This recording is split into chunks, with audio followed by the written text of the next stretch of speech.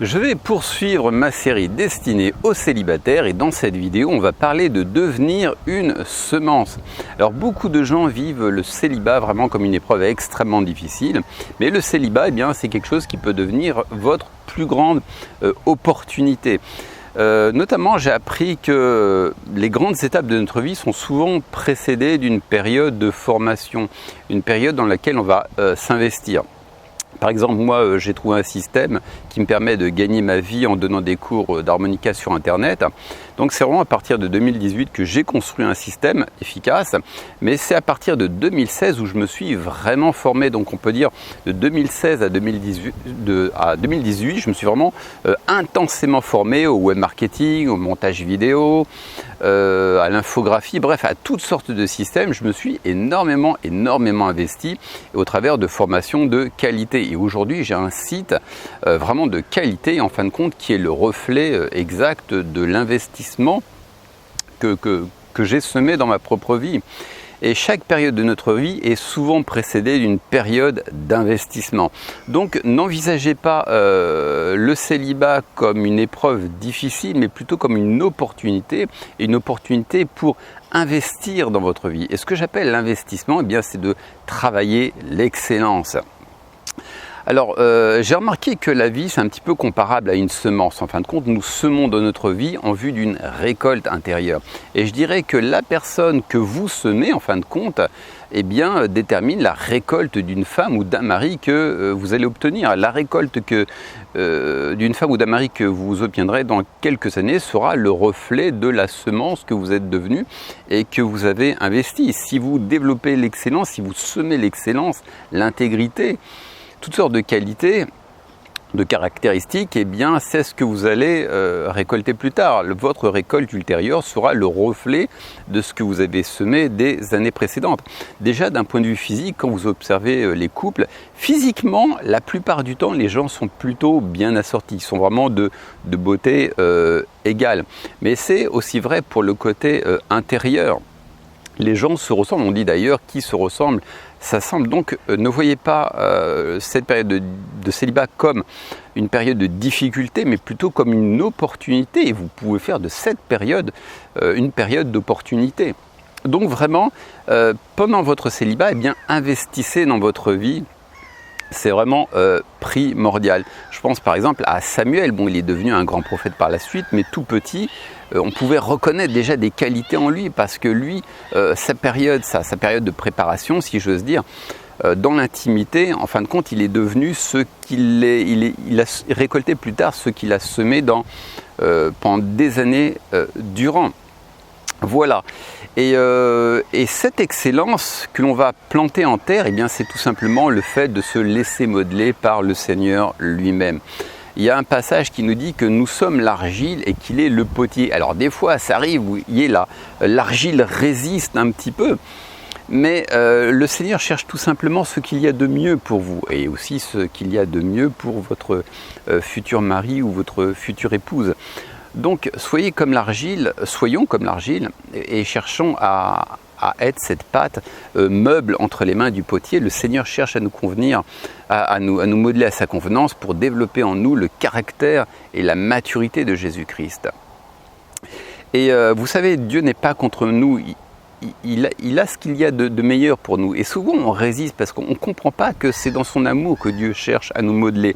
Donc, pendant ces périodes de préparation, laissez-vous modeler entre les mains du potier. Et je dirais même que le fait de chercher une femme ou un mari ne doit pas être votre plus grande priorité. Je ne dis pas qu'il ne faut pas chercher, mais notre plus grande priorité, c'est les piafs là, qui me perturbent. Et notre priorité, ça doit être plutôt de rechercher le royaume de Dieu. D'ailleurs, c'est écrit quelque part, recherchez premièrement le royaume de Dieu et sa justice, et toutes choses vous seront données par-dessus tout. Donc, notre priorité, ça ne doit pas être d'avoir un mari et une femme, ce qui ne veut pas dire qu'on ne veut pas chercher, mais notre priorité, ça doit d'abord de faire la volonté du Seigneur, qui puisse avoir accès en notre vie, qu'on ait un cœur accessible et enseignable et qu'on ne résiste pas. Voilà. Et je dirais même que vous savez, qu'on se marie, il ne faut pas se marier pour soi-même. En fait, qu'on se marie, on le fait pour les autres. En même temps, vous voyez, mettez-vous à la place de votre futur mari ou votre future femme, vous-même, fermez les yeux et quelle est la femme à laquelle vous aspirez si vous êtes un homme?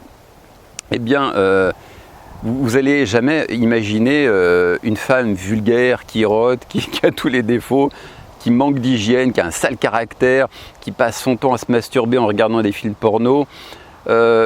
Oui et non, vous idéalisez, vous imaginez plutôt une femme intègre, agréable, bienveillante, une femme qui n'est pas sans cesse en train de ressasser des vieilles histoires sentimentales. Mettez-vous à sa place. Elle, de son côté, elle est en train d'idéaliser peut-être un homme. Alors l'homme et la femme idéale n'existent pas, mais on cherche quand même, on anticipe, on rêve à une personne qui ait quand même des qualités, quoi, qui soit agréable à vivre. Pas en tout cas quelqu'un qui est tout le temps dans le péché, vous voyez. Elle, la femme, de son côté, elle est en train de rêver à un homme qui est intègre, qui a des qualités. Donc c'est normal, il doit y avoir une réciprocité. Si vous êtes en droit d'attendre le meilleur, c'est normal qu'une femme de son côté, la femme à laquelle vous aspirez, attende le meilleur de vous. Donc ne soyons pas égoïstes, travaillons notre caractère. On ne le fait pas pour soi, mais on le fait par amour pour la personne qu'on va rencontrer un jour. Donc prenez ce temps de célibat pour tout simplement traiter le péché, traiter des mauvaises habitudes.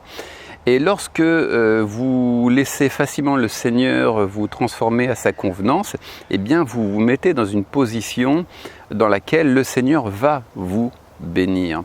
Et Dieu fait grâce, on vit dans la grâce de Dieu. C'est vrai que Dieu est bon, Dieu ne nous bénit pas en fonction de nos mérites, de nos efforts. Mais vous savez, quand il y a un péché qui persiste, eh bien je pense qu'on n'est pas dans une situation favorable pour que Dieu nous bénisse. Des fois, le péché, ça peut être un obstacle. Et peut-être qu'il y a un péché dans votre vie, ça peut arriver, un péché dans votre vie dans lequel vous résistez et le Seigneur vous a déjà parlé depuis des années et vous refusez de traiter ce péché récurrent, eh bien ça peut devenir un obstacle. Vous voyez, alors vous savez, parfois Dieu est patient avec certains de nos péchés. Parce qu'il sait que parfois on a besoin de temps avant de régler une situation. Des fois, c'est tout simplement qu'on n'a pas les éléments en main avant de traiter un problème. Moi, par exemple, je voulais m'arrêter de fumer quand j'étais un jeune croyant, mais tout simplement, je ne savais pas comment m'y prendre. Et d'autre part, j'étais dans un milieu familial extrêmement toxique. Et dans ce contexte-là, c'était très difficile pour moi de traiter ce problème du tabac. Et j'avais calculé d'ailleurs que c'était en quittant ma famille pour un temps et en faisant une école biblique que j'aurais le dessus sur cette mauvaise habitude. Et c'est exactement ce qui s'est passé. Je suis parti faire une école biblique et là j'étais dans un environnement sain. Donc je pouvais vraiment me consacrer à ce problème et le traiter. En fait, j'ai même arrêté 3-4 jours avant de faire cette école biblique. Et dès l'instant où je suis parti faire cette école biblique, j'ai pu traiter toutes mes mauvaises habitudes. Donc c'est vrai, des fois ça prend un petit peu de temps, puis des fois il y a aussi un temps d'ignorance. Il y a des gens qui font des choses qui ne sont pas convenables aux yeux de Dieu, mais qui ne savent pas que c'est une mauvaise chose. Donc pendant un temps, on peut vivre avec un péché, une mauvaise habitude, et Dieu va continuer à nous bénir. Mais au bout d'un moment qu'on persiste dans un péché, on sait qu'on doit le faire, et les années passent et on a toujours conservé cette mauvaise habitude, eh bien ça peut devenir un obstacle à nos prières. Et à cause de ce péché, eh bien le Seigneur peut ne pas nous bénir et nous donner la personne qui nous convient. Donc mes amis, plus tôt vous traiterez vos péchés, vos mauvaises habitudes, plus vite le Seigneur vous bénira. Voilà, c'était très court, c'est tout ce que j'avais à vous partager avec vous, mais profitez de ce temps de célibat pour investir dans votre vie, développer l'excellence, permettre au Seigneur de faire une œuvre de réfection une période dans laquelle il va vous amener à ressembler plus, vous transformer plus à l'image et à la ressemblance de Jésus-Christ. D'autre part, vous faites tout ça non seulement pour vous, mais en vue d'une récolte ultérieure. Parce que ce que vous êtes aujourd'hui, l'investissement que vous donnez, l'excellence de votre caractère qui se développe, détermine quel type de femme vous allez avoir. Si vous êtes une personne d'excellence, vous allez récolter une femme d'excellence.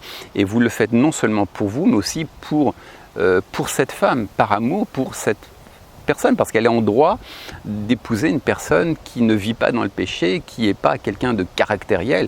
Bref, et enfin pour clore, vous sanctifiez votre vie dans cette idée que Dieu bénit ceux qui marchent en alliance avec lui. Vous mettez votre vie dans une position où le Seigneur vous bénira.